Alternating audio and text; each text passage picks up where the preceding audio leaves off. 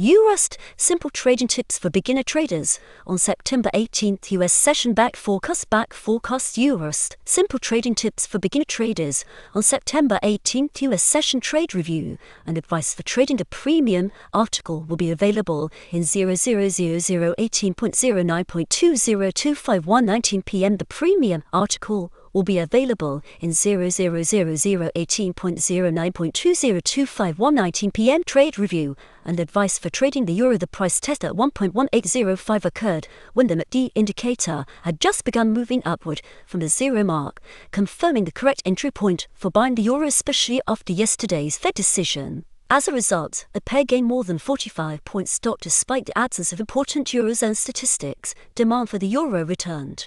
Clearly, the Fed's strong dovish stance yesterday is maintaining demand for risk assets. The current situation reflects broader trends in fresh articles are available only to premium users.